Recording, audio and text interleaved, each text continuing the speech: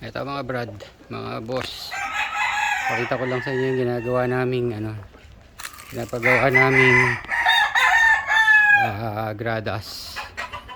Yan, nagpapagawa kami ng gradas dito.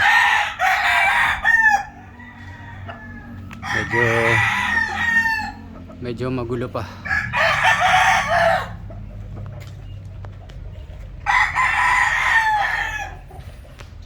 Ito sa harapan.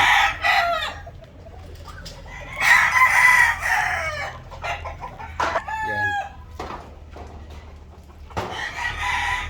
Medyo makalat pa. Anyway, update ko kayo dito pagka maayos na, pag malinis na. Pag yung tapos na. See? Okay. Yan. Ito po.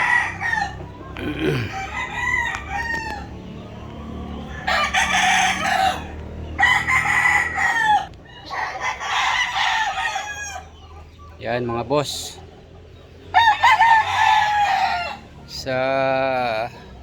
Sa isang farm kasi kailangan natin ng gradas talaga. Ng rueda para nakakapag-ready tayo ng maayos. Nagko-condition. Tapos si Butchoy. Ayos ba yung gradas mo? Ayos. Luwang. Oh. Meron ka ng handaan ng manok. Yan. Anong sukat nito, Butchoy? 20, 18 by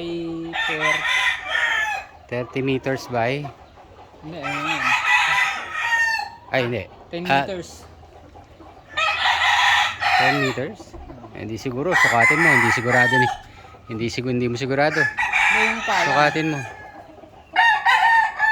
Kasi ang sabi mo sa akin, at feet. 20 feet. 30 feet by 20. 30 feet by 20. Ayan. Mga 10 meters. Yung haba niya, yung lapad niya, Mga 10 meters. 20 feet. Tapos itong lapad, ewan ko, magulo. Sukatin mo muna.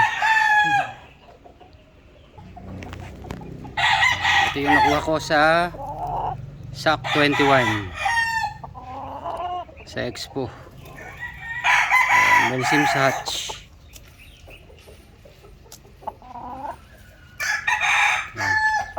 Okay, Sulpicio Canarias.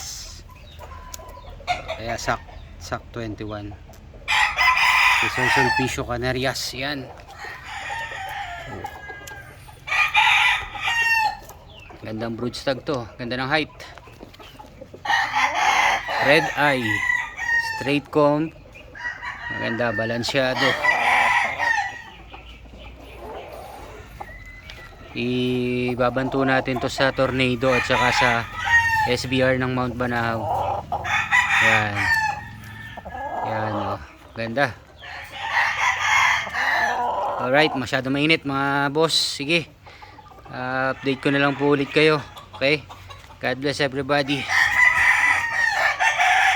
Please subscribe to my channel, YouTube channel, Wood Tiger 830 and Carding Versosa. Ayan, dalawa po yung account ko.